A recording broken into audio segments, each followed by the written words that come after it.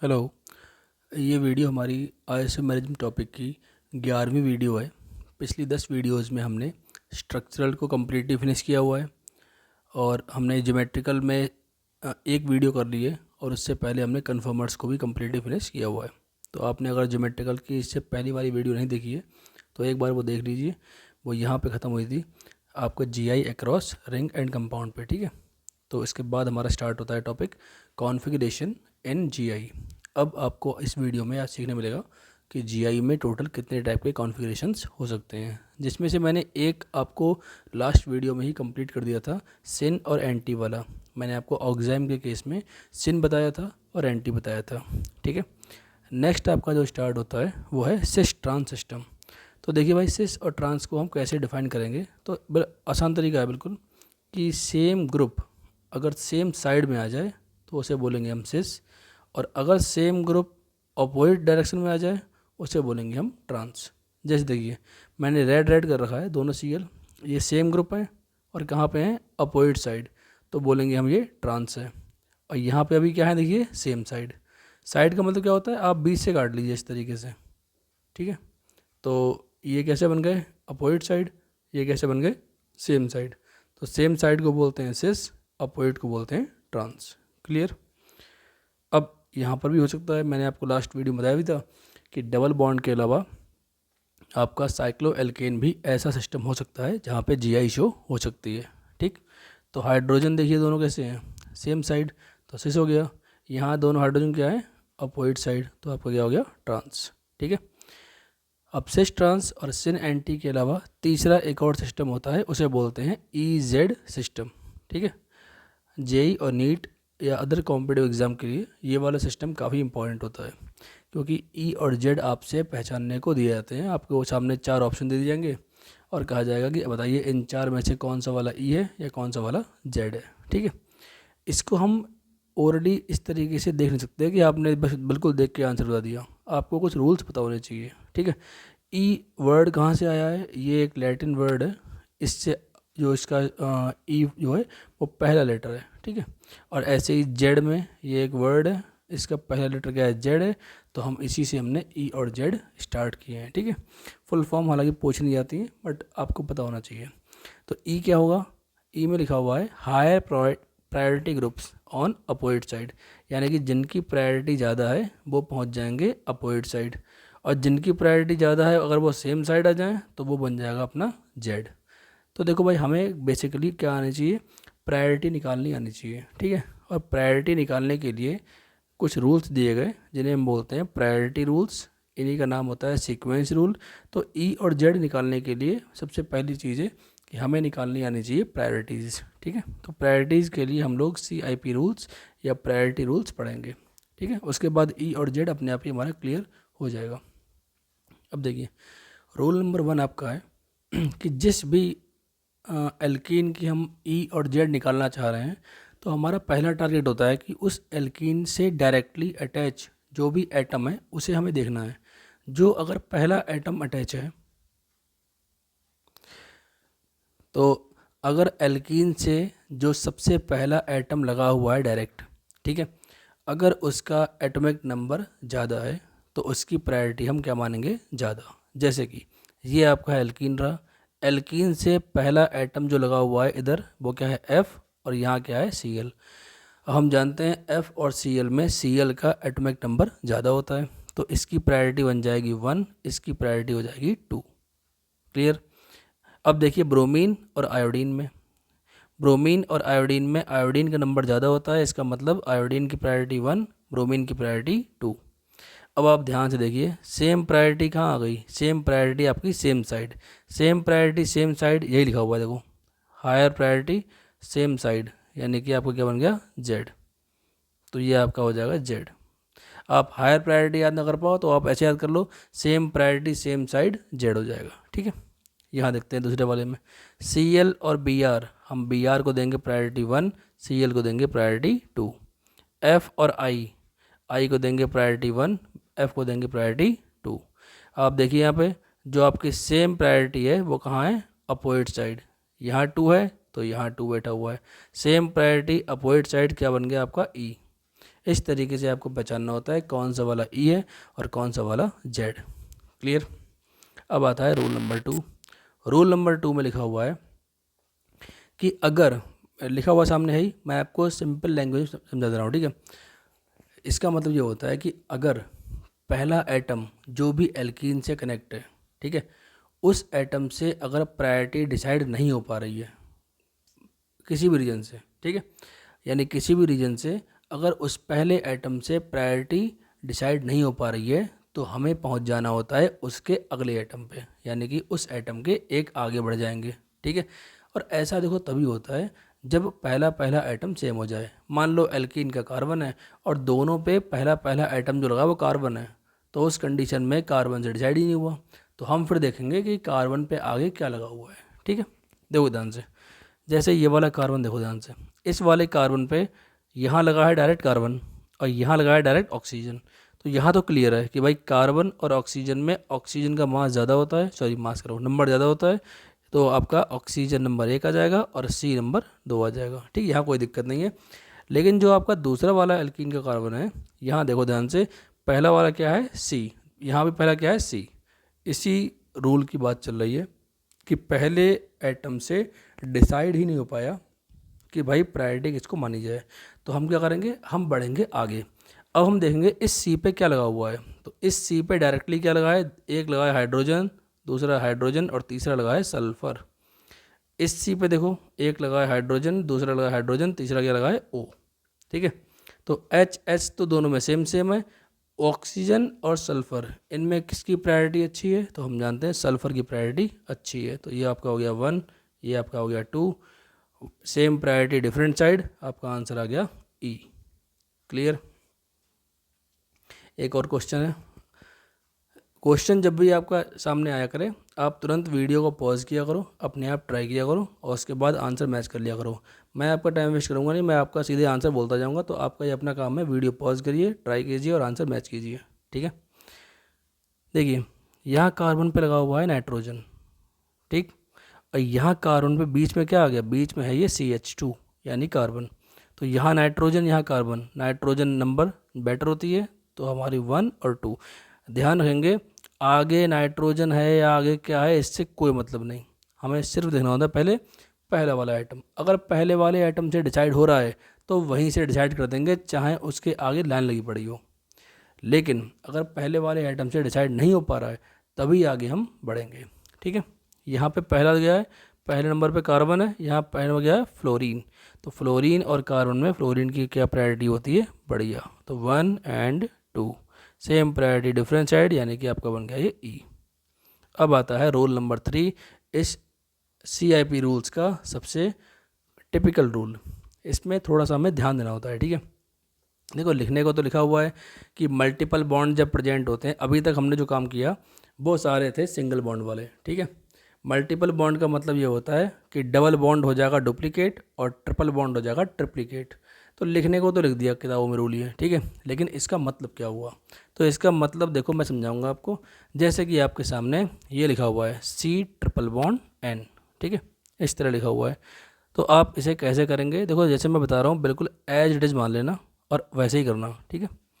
देखो कार्बन लिखा हुआ है, आप ध्यान से देखो, अगर कार्बन और नाइट्रोजन के बीच में क्या लिखा हुआ है, ट्रिपल बॉन्ड, यानी कि कार्बन ट्रिपल बॉन्ड नाइट्रोजन है, तो आप इसे ट्रिप्लिकेट करने का मतलब होता है, आप इसे ऐसे पढ़ो कि एक कार्बन 3 नाइट्रोजन से जुड़ा हुआ है। तो आप क्या करेंगे, एक कार्बन पे लगाएंगे 3 nitrogen, 1 nitrogen, 2 nitrogen, 3 nitrogen. Clear. उसके बाद अब आपका एक नाइट्रोजन ऐसा है जो 3 कार्बन से जुड़ा हुआ है, इसका मतलब क्या हुआ, किसी भी एक नाइट्रोजन पे आप लगा देंगे 2 कार्बन, एक कार्बन ये, एक कार्बन ये और एक पहले से ही है। इसका मतलब ये होता है, जैसे ट्रिपल बॉन्ड को ट्रिप्लिकेट करना, इसका मतलब ये होता है, ठीक है। एक और देखते हैं, जैसे CHO है, ठीक, डबल बॉन्ड है, डबल बॉन्ड को हम क्या करते हैं, डुप्लीकेट। कैसे करेंगे, देखो C रहा, जो सिंगल बॉन्ड से अटैच है पहले वो लिख लो, बिकॉज सिंगल बॉन्ड में कोई पंगा नहीं है, ठीक है। अब बात आती है डबल बॉन्ड O की, तो आप इसे कैसे पढ़ेंगे, C∼O को आपको ऐसे पढ़ना है कि एक कार्बन 2 ऑक्सीजन से जुड़ा हुआ है। तो इतनी लाइन में क्या हुआ, ऑक्सीजन और ऑक्सीजन। और उसके बाद क्या पढ़ेंगे कि एक ऑक्सीजन ऐसा है जो 2 कार्बन से जुड़ा हुआ है, तो आप किसी एक ऑक्सीजन पे एक कार्बन लगा देंगे। इन्हें बोलते हैं इमेजिनरी स्ट्रक्चर्स। ये जो बना रहा हूँ मैं सारी, वो क्या है, इमेजिनरी स्ट्रक्चर है, बिकॉज ऐसा है नहीं, बट ऐसा हमने माना है। क्यों माना है? जिससे कि हम ई और जेड को असाइन कर सकें। बिकॉज ई और जेड ऐसा नहीं कि ऊपर से सीधे गॉड गिफ्ट आ गया कि भैया आपको इसे ई मानना है, इसे जेड मानना है। ये हमारे बनाए हुए रूल्स हैं, ठीक है। नेक्स्ट देखिए, अपने आप इसका अपने आप ट्राई कीजिए, बाकी मैं कर रहा हूँ। सी डबल बॉन्ड सी, यानी कि आपको एक कार्बन से 2 कार्बन अटैच है, और यहाँ पे आपके 2 हाइड्रोजन पहले से ही इसके, और इसी दूसरे वाले कार्बन पे आप लगा देंगे एक और कार्बन, क्योंकि उस कार्बन से 2 कार्बन अटैच है, तो हमने 2 कार्बन अटैच कर दिए, ठीक है। तो 2 के क्या हो गए, 4 हो गए। ऐसे ही अपने आप करिए इसका C triple bond C H का, तो क्या हो जाएगा, देखो एक कार्बन से 3 कार्बन अटैच है, तो मैंने लगा दिया 3 कार्बन, ठीक। इस पे हाइड्रोजन ऑलरेडी लगा हुआ है। अब इसी कार्बन पे लास्ट वाला जो है उस पर भी 3 कार्बन है, तो एक तो लगा हुआ पहले से ही है, और 2 मैंने आपके लगा दिए। इसे बोलते हैं ट्रिप्लिकेट करना, ठीक।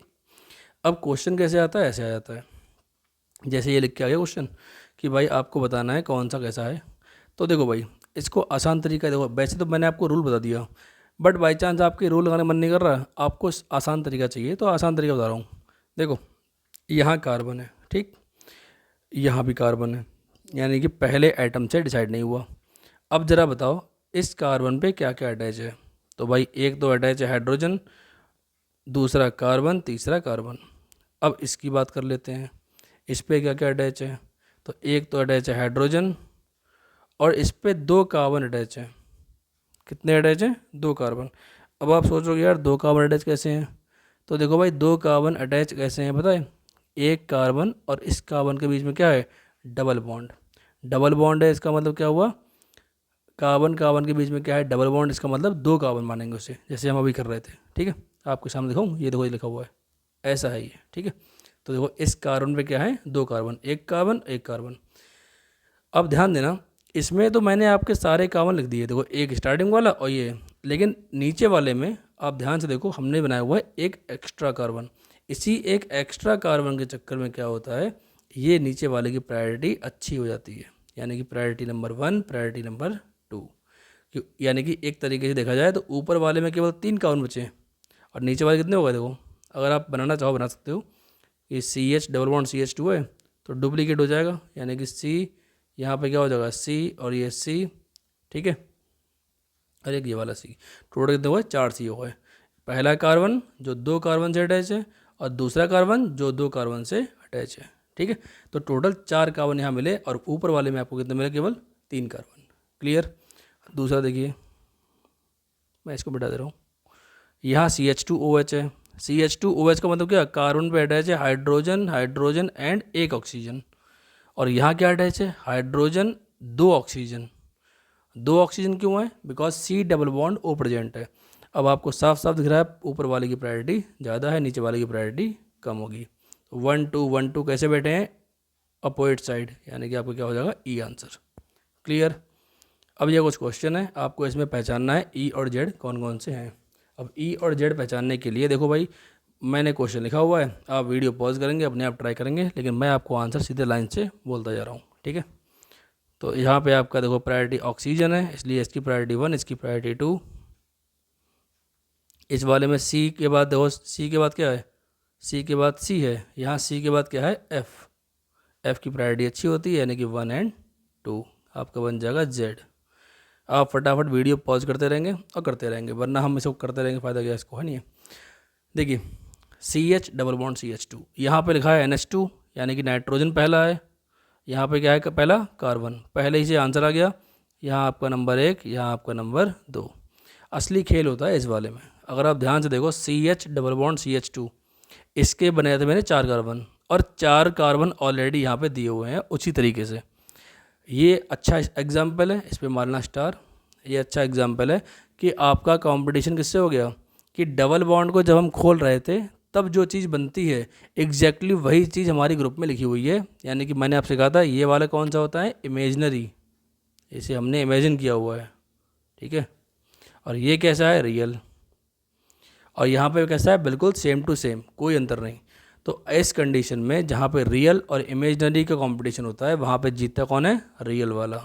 ठीक है, तो यहाँ आएगा 1 और यहाँ आएगा 2, यानी कि आपका बन जाएगा ई। ये अच्छा क्वेश्चन है, ये तभी एग्जाम में आएगा जब एग्जामिनर का मूड होगा कि हम अच्छा क्वेश्चन पूछते हैं। ठीक है, तो ध्यान रखना, जब भी कंपटीशन रियल और इमेजनरी का हो तो उस कंडीशन में आपका रियल वाला जीत जाएगा। ठीक है, नेक्स्ट देखिए, आप वीडियो पॉज करिए, अपने आप ट्राई कीजिए। इस कार्बन पे लगे हुए हैं 3 कार्बन, 1 कार्बन 2 कार्बन 3 कार्बन। इस कार्बन पे लगे हुए हैं 2 carbon, carbon carbon and hydrogen. Clearly नीचे वाला नंबर 1 है, ऊपर वाला नंबर 2 है। इस वाले कार्बन पे कितने oxygen, 1 oxygen 2 oxygen 3 oxygen, 1 single वाला 2 डबल वाले। और इस पे क्या लगाया, 1 हाइड्रोजन 1 हाइड्रोजन 1 क्लोरीन। अब आती है बात कि सर किसे प्रायोरिटी दें। वहाँ पर देखा जाए तो क्लोरीन तो है, लेकिन बाकी दोनों कैसे हैं उसके, हाइड्रोजन।